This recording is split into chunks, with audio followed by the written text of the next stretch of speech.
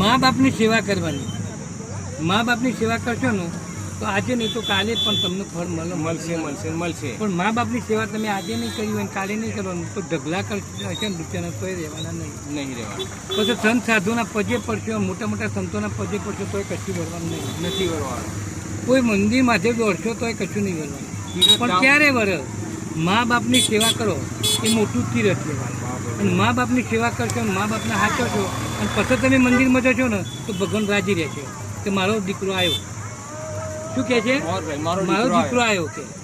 અને એ ગ્રહણ કરશો અને એ તમને આગળ લાવો.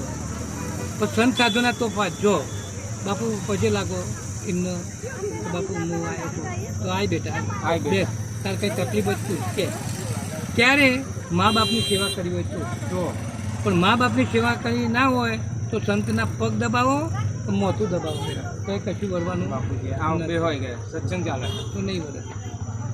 પછી આપણે સાસુ સસરા છે આપણે પૈણ્યા વહુ આવી તો સાસુ સસરાની સેવા પહેલી કરવી પડે. મા બાપની એ કરવાની અને સાસુ સસરાની એ કરવાની.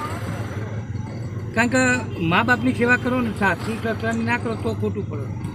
કારણ કે એ મા બાપ હાચો છે આ એ મા બાપ હાચો. પછી સંત સાધુ આપણે જે એક ગુરુ કર્યા હોય કાન ગુરુ હોય એ ગુરુ આપણા હાચા. બીજા બધા ગુરુ ખરા પણ બીજા બધાને કેવું આપણે એમને પજે લાગીએ માન લાગીએ એમને આવકાર આપીએ. બને તો 5 રૂપિયા આલીએ ના બને તો કોઈ વાંધો નહીં. બને તો ખવડાવીએ ના બને તો કોઈ વાંધો નહીં. પણ આપણા ગુરુ હોય એક જ ગુરુ હોય. અને કુળદેવી આપણી એક હાથે બની. આપણે જે કુળદેવી હોય એને પહેલાં હાથે બની. જો એને મોન્યું નહીં અને પછી પેલા મારા લઈને આવેલા છે 100 જણા લઈને આવ્યા. પેલી દેવી માતા હારી પેલી માતા હારી આ માતા હારી પણ પોતાની ઘરની માતા હારી પહેલી કુળદેવી. પછી આપણે બધા જ દર્શન કરવાના.